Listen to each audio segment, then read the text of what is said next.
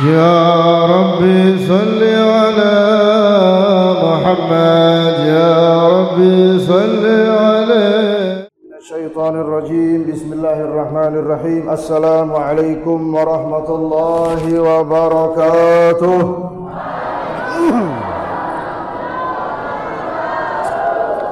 Alhamdulillahi Rabbil Alamin. Wassalatu wassalamu ala Rasulillah Sayyidina Muhammadin wa ala alihi wa sahbihi al-mayanin. Subhanaka la ilma lana illa ma'allamtana innaka antal alimul hakim. Rabbi shrah li sadri wa yassir li amri wa hlul 'uqdatam min lisani yafqahu qawli waj'alni waziran min ahlihi. Amma ba'du. Allahumma salli ala Sayyidina Muhammadin an-nuril atam al-mab'uth al-akram al-mamnuh sirrununi wal qalam sahib al-akhlaq wal qiyam wa ala alihi wa sahbihi wa sallam. Alhamdulillah, Bapak Tuan Guru Zubair Hafiz LC yang sama-sama kita hormati, semoga Allah Subhanahu wa taala selalu memberikan beliau kesehatan. Yang sama-sama kami hormati Bapak Kepala Dusun Sambaro, yang sama-sama kami hormati Ketua Ganjar Dusun Sambaro, yang sama-sama kami hormati staf kepenguluan Masjid Ittihadul Ummah Dusun Sambaro, yang sama-sama kami hormati staf keremajaan Masjid Ittihadul Ummah Dusun Sambaro, ibu-ibu, bapak-bapak, adik-adik, santri dan santriwati, singkatnya hadirin wal hadirat yang diberkahi oleh Allah Subhanahu wa taala.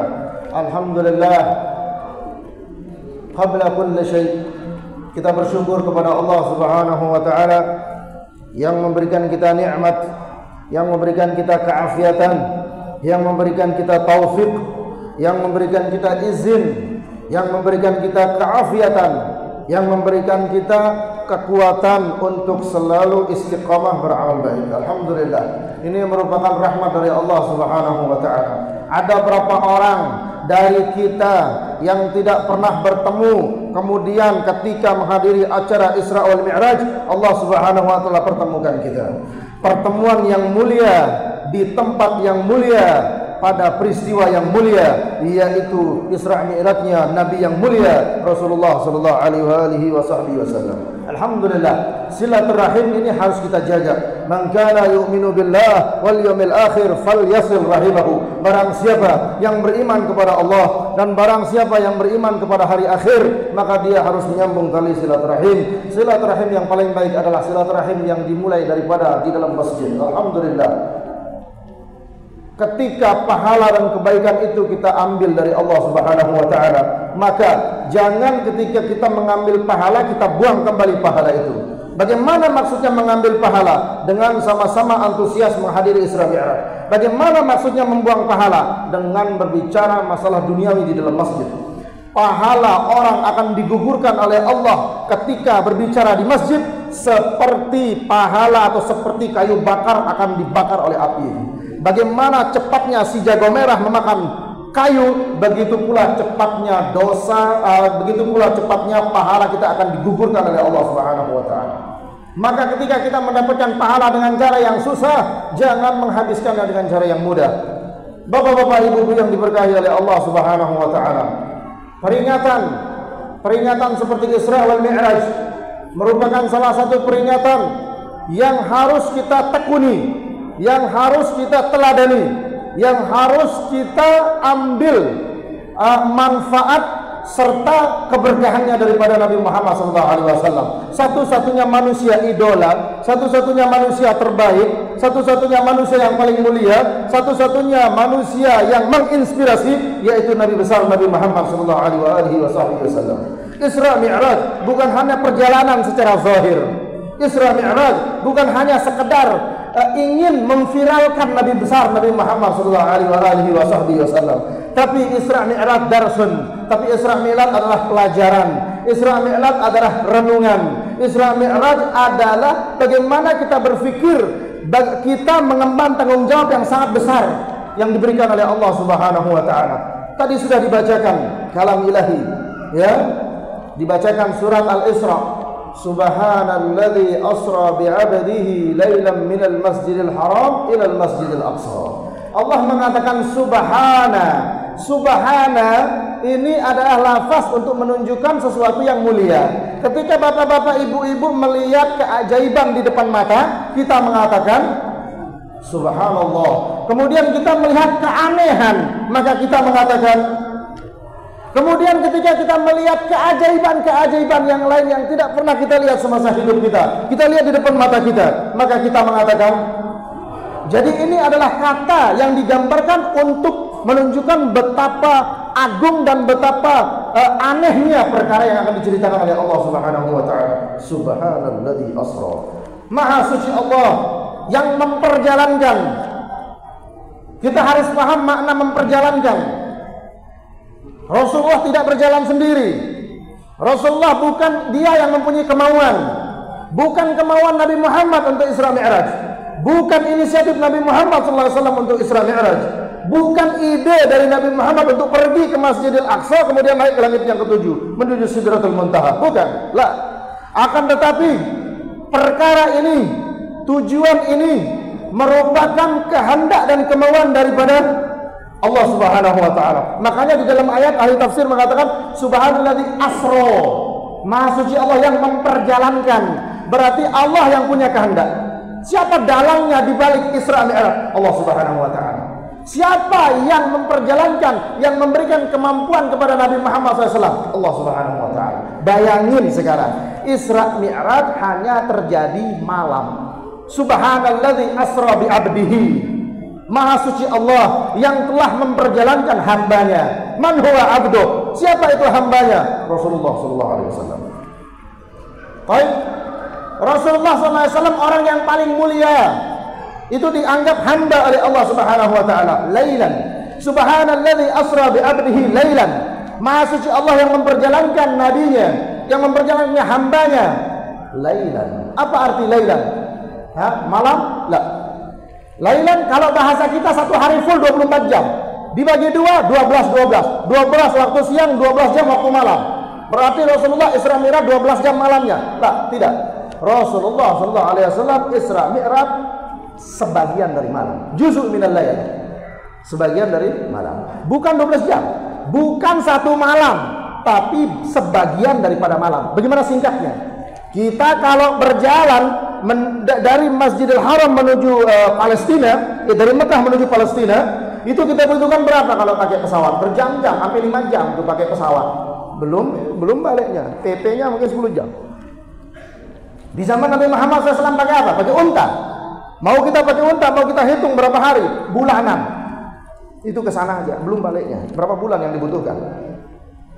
Tapi di sini Allah Subhanahu wa taala mengatakan apa? Lailan, malam.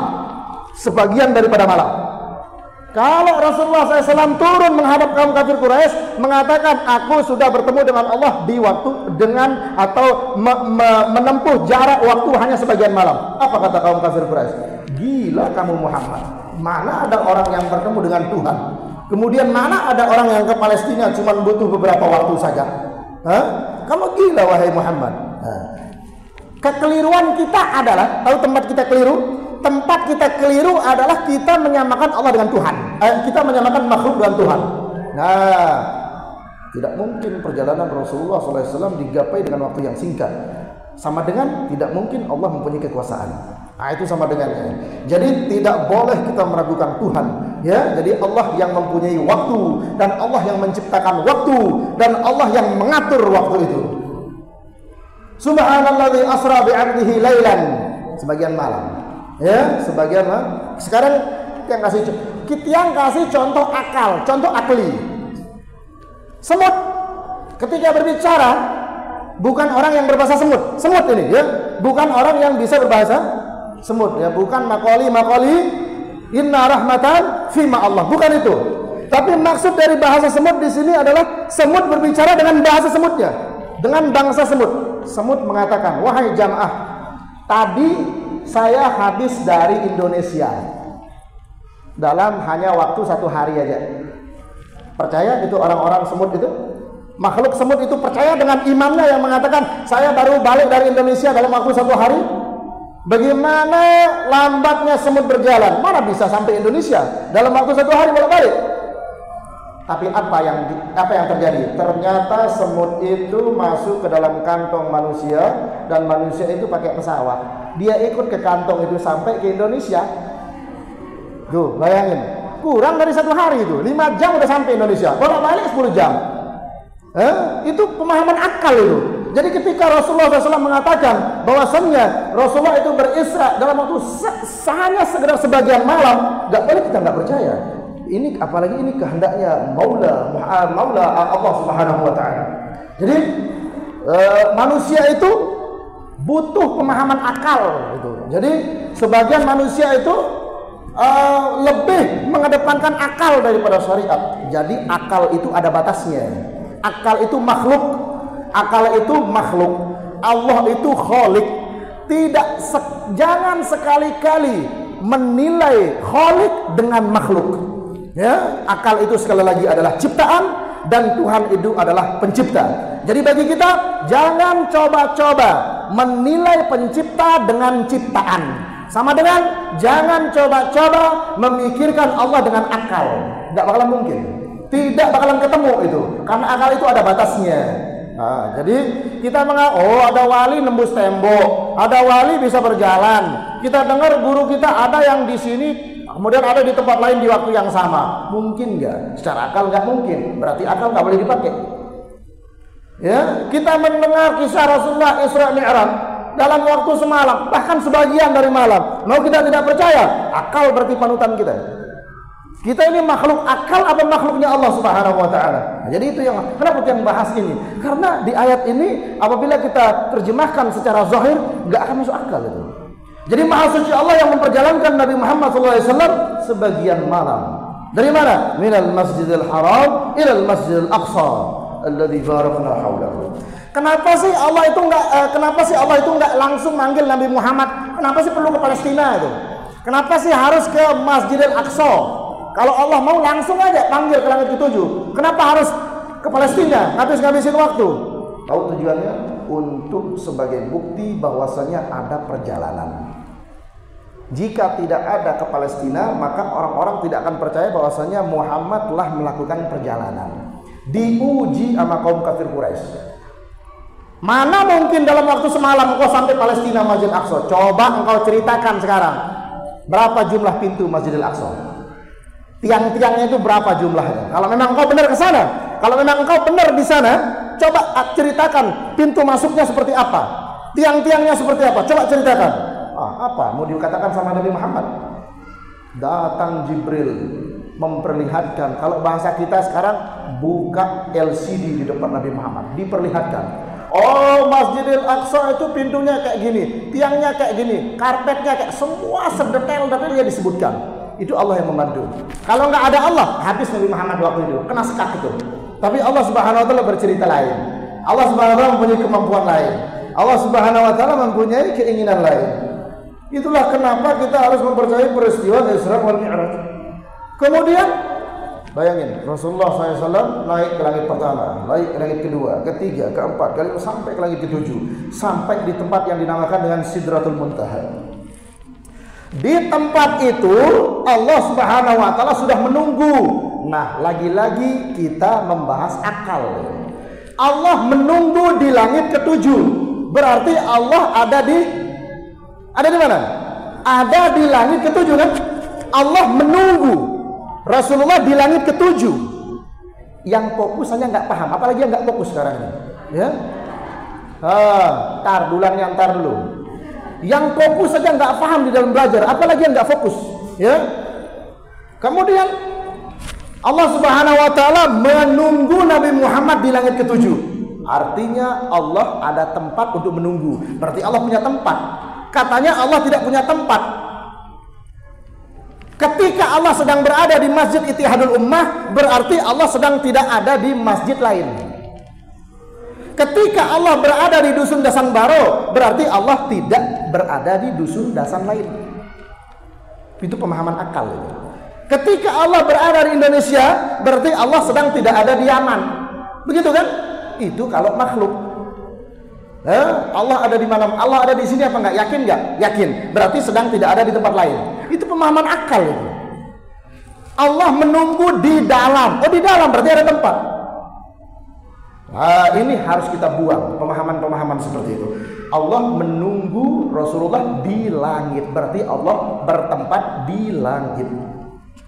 Langit itu tempatnya Nabi Muhammad SAW, tempatnya makhluk itu. Langit, ruangan, kemudian teras, atap, luar, dalam, kiri, kanan, depan, belakang, itu tempatnya manusia, tempatnya makhluk, tidak berlaku bagi Tuhan. Lalu bagaimana di dalam Al-Quran dijelaskan Ar-Rahman 'alal 'arsy istawa, bahwasanya Allah Subhanahu wa taala berada di singgasana yang atas. Di atas singgasana berarti berada di ars, berarti ada tempatnya. Jangan sekali-kali salah memahami teori Allah Subhanahu wa taala. Salah satu ilmu yang paling berbahaya untuk dipelajari bagi orang yang tidak mempunyai dasar yang kuat adalah ilmu tentang ketuhanan. Ini sedikit-sedikit masalah hakikat, sedikit-sedikit masalah ma'rifat. Salatmu itu perbaiki itu, zakatmu itu perbaiki itu, amalanmu itu perbaiki itu. Dekat enggak engkau dengan Allah? Satu-satunya cara untuk bisa mendekatkan diri kepada Allah, salat. Gak ada cara lain. Ya, segagah-gagahnya engkau, sepinter-pinternya engkau, tapi kalau tak salat, sampah kau di api neraka. Ya, mohon maaf sedikit agak bahasanya ini karena memang ya sebagai penyambung lisan Rasulullah harus profesional sedikit ya. Nah, jadi seperti itu. Jadi bagaimana cara kita menjayakan diri kita di hadapan Allah? Mayamfa, enggak akan bisa kecuali dengan salat. Nah, maka Allah Subhanahu wa taala sedang menunggu di langit ketujuh, artinya menunggu di tempatnya Muhammad, bukan di tempatnya Allah. Ya, di tempatnya Nabi Muhammad SAW, karena yang bertempat adalah makhluk. Datang Rasulullah bersama malaikat Jibril ke Sidratul Muntaha, masuk. Kemudian Rasulullah SAW sedang bersiap berhadapan dengan Allah Subhanahu wa taala. Bayangin, yang nunggu dia di sana itu bukan menteri. Yang nunggu di sana itu bukan pak pejabat. Yang nunggu di sana bukan orang yang mulia, bukan orang yang tinggi kedudukannya di dunia. Tidak, yang menunggu itu Tuhan. Allah Subhanahu wa taala yang menunggu, masuk. Kita kalau diundang ke istana negara bangga apa enggak? Jangankan diundang ceramah, diundang jari ngorek cengkeh. Nah, kita diundang untuk enggak ngapa-ngapain sudah, yang penting ke sana, bangga luar biasa. Ini diundang oleh Allah Subhanahu wa taala. Bagaimana mulianya. Sebelum masuk Jibril itu mundur. Rasulullah maju, Jibril mundur. Ya, kenapa engkau mundur? Wahai Jibril. Rasulullah Jibril mengatakan, aku enggak mampu. Aku diciptakan bukan di ranah itu. Jika aku maju, hancur aku berkeping-keping. Aku tak kuat menghadapi cahayanya Allah Subhanahu wa taala. Aku hanya bisa sampai sini, enggak bisa lanjut. Kalau aku lanjut, hancur aku. Aku diciptakan bukan untuk ke sana. Masuklah. Allah Subhanahu wa taala ada di dalam. Cabut sandalnya Rasulullah, enggak pakai sandal. Jadi Rasulullah SAW itu kolot sekali masuk surga. Ke langit ketujuh. Ya, buka sandal. Allah Subhanahu wa taala menegurnya, pakai sandalmu ya, dipakai sandalnya. Masuk dia ke Sidratul Muntaha. Apa kata Rasulullah SAW? Assalamualaikum warahmatullahi wabarakatuh. Jadi kisah ini sudah sering yang ceritakan di beberapa majelis. Masuk. Assalamualaikum warahmatullahi wabarakatuh. Sepi, nggak ada jawaban. Balik dia mundur menuju malaikat Jibril. Wahai Jibril, dosa apa yang sudah aku lakukan sehingga Allah nggak mau menjawab salamku? Apa kesalahan yang sudah aku lakukan? Apa kekeliruan yang sudah aku lakukan kok Allah Subhanahu wa taala nggak mau menjawab salamku? Apa kata malaikat Jibril? Wahai Muhammad, Allah itu namanya salam. Jadi dia tidak mau menjawab kalau engkau pakai salam. Assalam itu nama Allah. Allah nggak mau jawab. Lalu bagaimana wahai Jibril? Kemudian malaikat Jibril mengatakan, engkau salam kepada Allah dengan salam yang lain. Oke, kalau begitu masuk Rasulullah SAW dengan percaya diri dan melafazkan at-tahiyyatul mubarakatus salawatut thayyibatulillah. Penghormatan yang setinggi-tingginya kepada Tuhan, salawat yang paling berkah kepada hanya milik Allah Subhanahu wa taala. Kemudian setelah itu terdengar suara Assalamu alayka ayyuhan nabi wa rahmatullahi wa barakatuh. Kemudian Rasulullah SAW menjawab Assalamu alayna wa ala ibadillahis shalihin. Ini adalah dialog. dialog antara Nabi Muhammad SAW dengan Allah. Bayangin, bukan dialog dengan orang, tapi dialog dengan Allah Subhanahu wa taala. Bagaimana menegangkannya waktu itu ketika Rasulullah SAW berdialog dengan Allah Subhanahu wa taala.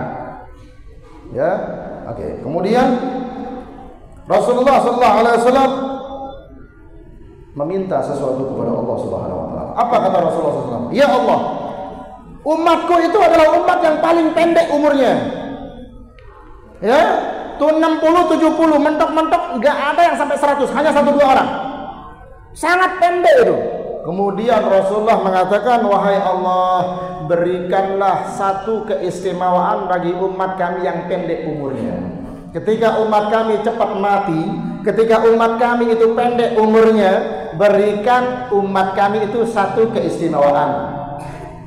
Kemudian Allah Subhanahu wa taala memberi hadiah. Apa hadiahnya? Hadiahnya berapa salat? 50 salat. Bayangin, ya. 50 salat. Assalamualaikum warahmatullahi, assalamualaikum warahmatullahi. Mau pergi kerja, Allahu akbar. Enggak jadi begitu. 50 salat.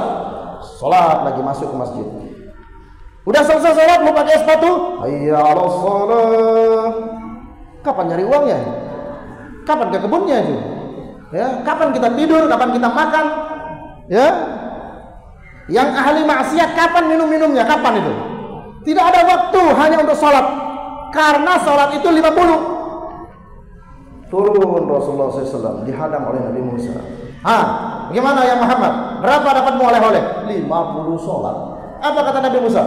Cepat naik, balik, gak bakalan mampu umatmu itu. Balik, cepetan, minta keringanan. Naik Allah Subhanahu wa taala. Naik Rasulullah SAW menuju Allah Subhanahu wa taala, minta keringanan, dikasih kurang 5 menjadi 45. Turun lagi. Berapa? 45. Masih banyak, naik lagi, naik. Naik, turun lagi berapa? 40. Dikurangi 5, 40. 40. Naik lagi, gak bakalan mampu itu umatmu itu, masih lemah umatmu itu. Naik lagi Rasulullah. Berapa? 35. Kemudian 30. Kemudian 25. Kemudian 20. Terus bilangan 5 sampai pada akhirnya 5. Berapa? 5. Kamu serius wahai Muhammad? Naik lagi, gak bakalan mampu itu umatmu itu 5 itu. Naik lagi, masih banyak itu. Aku malu terus sering naik. Ya, kemudian juga kalau dikurangi lagi 5 habis, nggak ada hadiah. Tak ada oleh-oleh. Oleh-olehnya tidak ada. 45, 40, 35, 30, 25, 20, 15, 10, 5, 0. Nggak ada dapatnya hadiah. Kalau dikurangi 5 lagi, 0. Makanya sampai saat ini kita berpegang teguh pada sholat 5 waktu. Terima kasihlah kepada Nabi-Mu. Kalau nggak ada Nabi Musa udah 50 kali kita sholat sudah. Ya? Dan ternyata benar apa yang diprediksi oleh Nabi Musa, bahwasanya umat Rasulullah nggak mampu walaupun hanya 5. Banyak yang bolong-bolong, banyak yang nggak sholat 5 waktu, banyak yang meremehkan sholat 5 waktu. Benar yang diprediksi sama Nabi Musa. Ya, apa yang mau kita katakan? Oh, Nabi Musa itu mengada-ngada. Yo, kita rasakan sekarang. Berat itu sholat itu. Ya, walaupun hanya 5. Kita itu diciptakan untuk sholat. Permainan itu hanya selingan, pekerjaan itu hanya selingan, nyanyian itu hanya selingan, mencari uang itu hanya selingan. Kita diciptakan untuk sholat. Wa ma khalaqtul jinna wal insa illa liya'budun. Tingkat puncak daripada keibadahan kepada Allah adalah sholat. Jika engkau sholat, maka engkau sudah menjalankan kehendakmu sebagai seorang hamba. Kemudian ada orang mengatakan, kalau saya sholat bisa nggak ya terkabul doa saya? Kalau nggak terkabul, saya nggak sholat. Kenapa ketika ada imbalan engkau mau beribadah?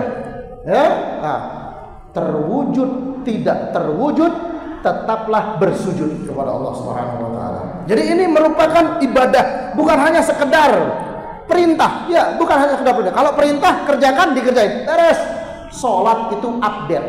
Semak program itu kalau sering kita update semakin lancar dia. Ya. Kalau sering kita update akan semakin bagus. Begitu pula sholat. Kalau semakin sering kita sholat, maka semakin dekat kita dengan Allah. Kalau semakin jarang kita sholat, jauhlah kita dari Allah Subhanahu wa taala. Ini bahayanya. Jadi Isra Mi'raj ini bukan perkara yang kacang-kacangan, ini perkara yang sangat berat. Ya, merupakan peristiwa yang dimana ada hadiah yang paling mulia, yaitu sholat. Bayangin ibu sekalian, sholat itu didapat oleh Rasulullah dengan cara yang tidak mudah. Maka jangan dengan gampangnya meninggalkan sholat. Ya, cara dapetin sholat itu nggak mudah, itu susah sekali. Maka jangan engkau enak-enak meremehkan sholat. Satu-satunya ibadah yang paling spesial diwajibkan di langit, bukan di bumi, yaitu sholat. Apa hikmah yang bisa kita ambil dari kejadian ini? Tadi sudah diceritakan oleh Al-Mukarram Tuan Guru Zubair Hafiz, diceritakan bahwasannya latar belakang terjadinya karena ditinggal oleh orang-orang tersayangnya, ditinggal oleh istrinya Sayyidah Khadijah, ditinggal oleh pamannya Abu Talib. Maka Allah ingin memberikan hiburan, Allah ingin memberikan keceriaan kepada Nabi besar Nabi Muhammad SAW. Tahu hikmah yang sangat-sangat penting yang harus kita lakukan? Setiap ada kesedihan, maka obatnya adalah sholat. Rasulullah SAW itu bersedih, dikasih hadiah apa? Apa dikasih hadiah? Jalan-jalan ke London, jalan-jalan ke Paris, ya, jalan-jalan ke Belanda, ketemu Robben, jalan-jalan kemana? Jalan menuju Allah SWT dan diberi hadiah sholat. Jadi apa? Sama dengannya lah. Ketika engkau bersedih, ketika engkau punya masalah, ketika engkau galau, ketika engkau rapuh, ketika engkau gundah, ketika engkau kacau, sholatlah. Itu merupakan obat dari semua macam penyakit. Inna sholata tanha 'anil fahsya wal munkar. Nah, jadi sholat itu bisa mencegah keji dan munkar. Tapi kok saya merasa terpaksa, kalau sholat itu susah, saya dipaksa-paksa. Ya. Saya kalau sholat itu didorong-dorong. Kalau tidak ada rotan, saya nggak mau sholat. Kalau orang tua saya nggak pakai pecutan, saya nggak mau sholat. Lebih baik sholat secara terpaksa daripada nggak sholat.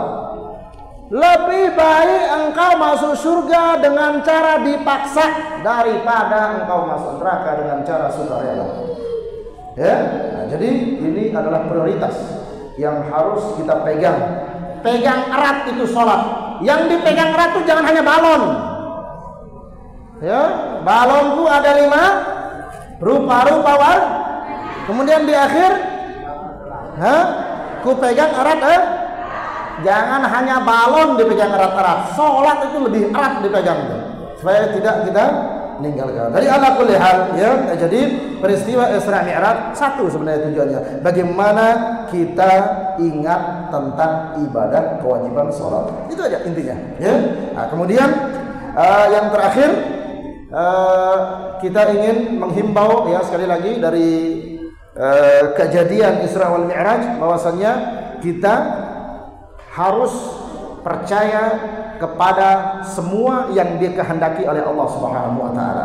Jika engkau ingin hidupmu makmur, jangan sekali-kali meragukan Allah yang Maha Kuasa.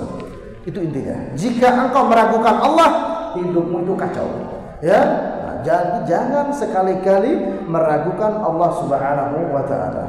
Kun fayakun, terjadi maka terjadilah. Jadi tidak ada yang tidak mungkin kepada Allah Subhanahu wa taala. Ya, makanya guru-guru kita mengatakan serahkan semua yang tidak mungkin kepada manusia. Itu manusia itu bisa tidak mungkin, tapi serahkan semua yang mungkin itu kepada Allah Subhanahu wa taala. Semoga kita berdoa kepada Allah, semoga dengan peristiwa Isra wal Mi'raj kita semakin rajin untuk mendirikan salat 5 waktu. Semoga dengan peristiwa Isra wal Mi'raj kita semakin bertawajuh kepada Allah Subhanahu wa taala. Semoga dengan peristiwa Isra wal Mi'raj kita tambah cinta dan sering membaca kisah-kisah tauladan tentang Nabi besar Nabi Muhammad sallallahu alaihi wasallam. Semoga dengan peristiwa Isra wal Mi'raj kita tambah cinta, mahabbah kita tambah besar kepada Rasulullah sallallahu alaihi wasallam. Dan yang terakhir kita berdoa semoga kita semua yang hadir di tempat ini diampuni dosanya oleh Allah Subhanahu wa taala, yang telat untuk bertobat akan ditobatkan oleh Allah Subhanahu wa taala, yang masih mempunyai keraguan di dalam beramal soleh semoga keraguan itu dibuang oleh Allah Subhanahu wa taala, yang masih malas-malasan untuk beribadah semoga dengan berkat perayaan malam ini malasnya itu dibuang oleh Allah Subhanahu wa taala. Wallahul muwaffiq wal hadi ila sabilir rasyad. Assalamualaikum warahmatullahi wabarakatuh.